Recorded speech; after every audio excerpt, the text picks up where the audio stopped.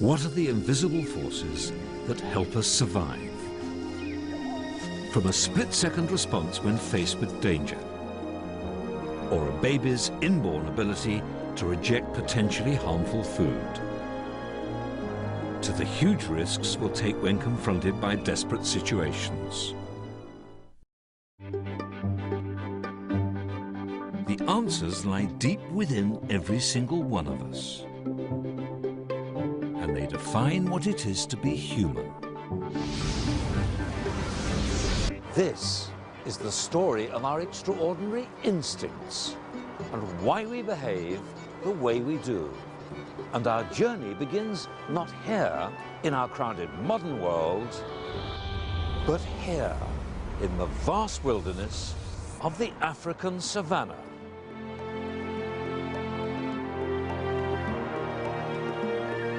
Because this is the landscape where early humans took their first footsteps, and our instincts were forged.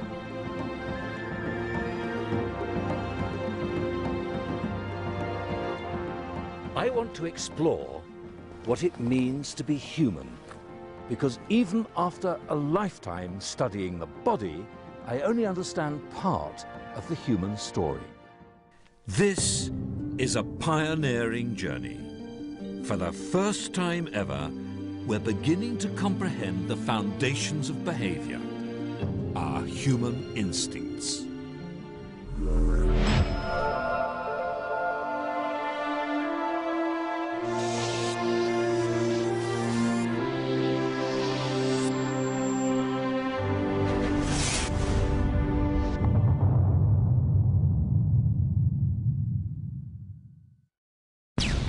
This is the story of the most basic instinct of all, the instinct to survive. We'll discover how every one of us possesses an armory of instincts to protect us from danger, even if we're barely aware of it. And the story begins at the moment of birth.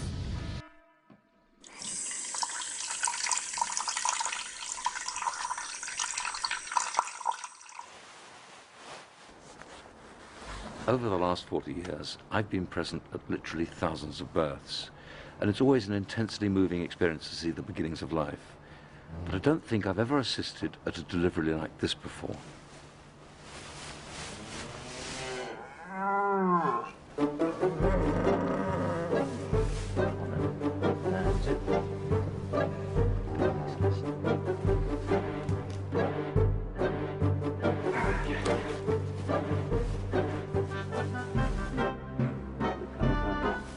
It's a boy, and an Aberdeen Angus.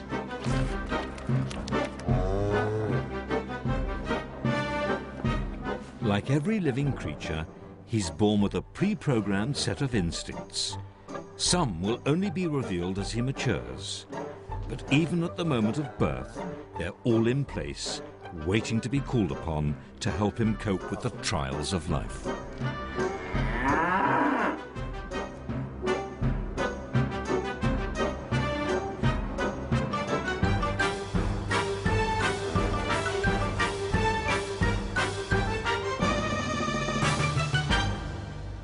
This little chap is just 2 hours old, and he's not really standing up. He's actually walking around. He's actually on my foot at the moment.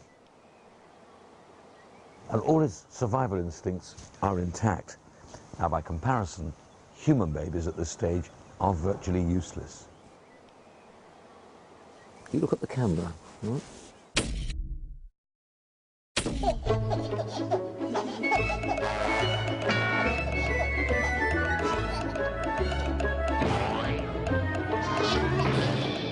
Even at 6 months, these babies can't survive on their own. They can't even sit upright. Of all the mammals, we produce the most helpless of babies. And that's all because 2 million years ago, our early ancestors stood up and walked. As a result, the female pelvis grew narrower, but the human brain also grew significantly in size. So for a baby's big head to pass through a small birth canal, the baby has to be born well before the brain is fully developed. That evolutionary trade-off meant this: a highly vulnerable baby, born before its time. Wholly reliant on its parents.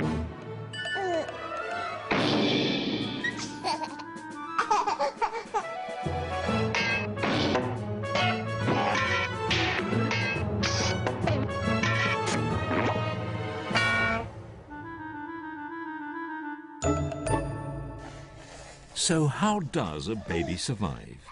It has one key instinct: to get noticed at all costs.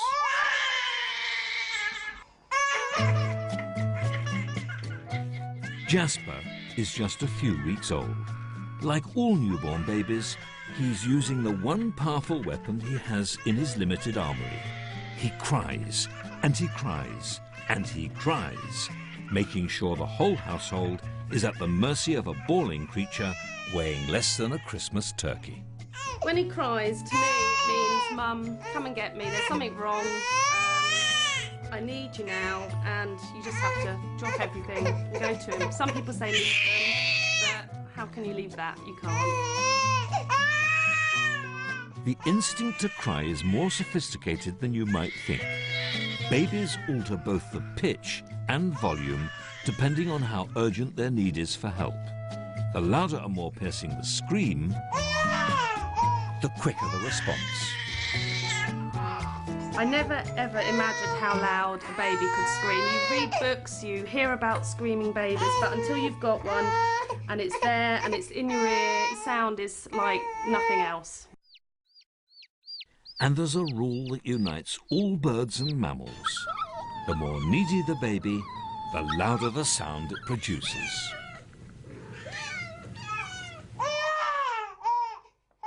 When a human baby's cry is measured in decibels, the results are extraordinary. In fact, a baby's cry is just as hard to ignore as this pneumatic drill.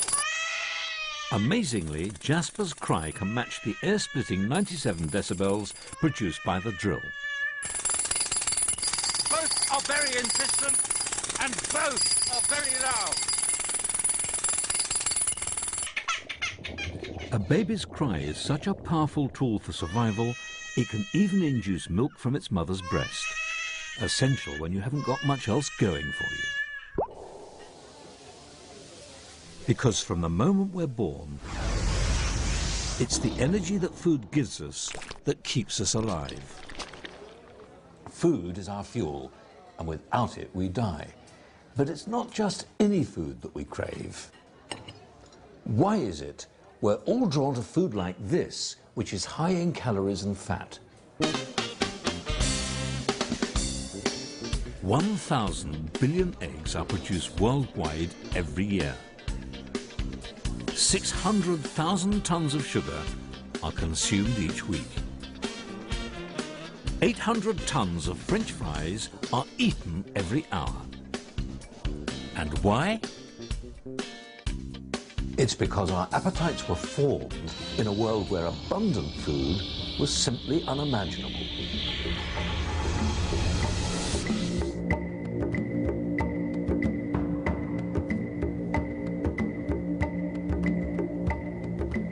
For millions of years, food of any sort was hard to come by.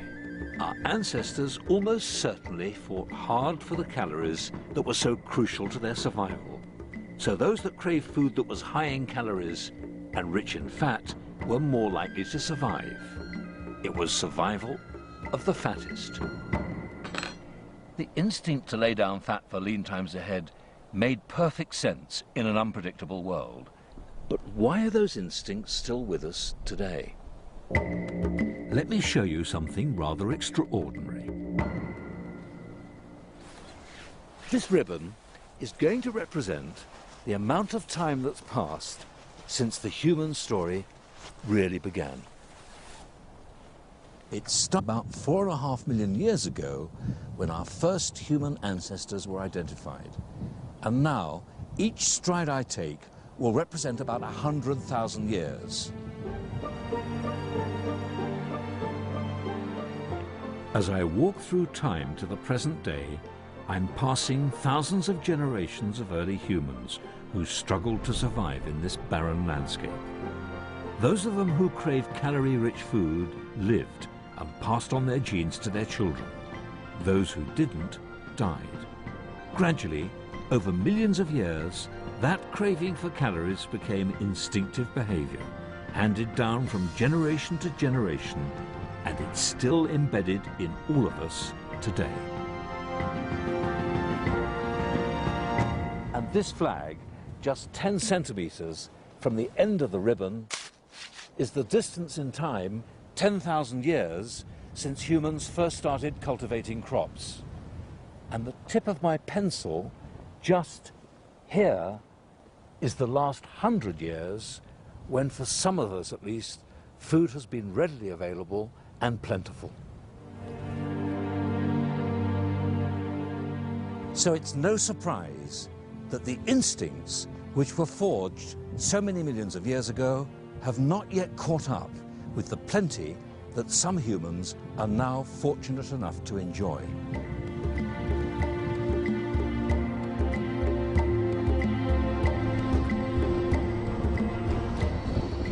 I always thought that I craved fatty food like this because I was greedy.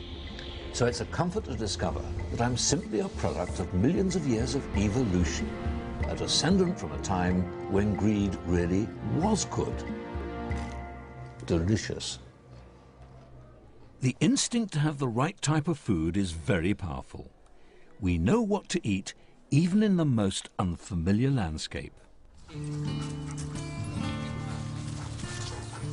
Ken Wilson's instincts to find nourishment were tested to the limit when a trip to Mexico went disastrously wrong.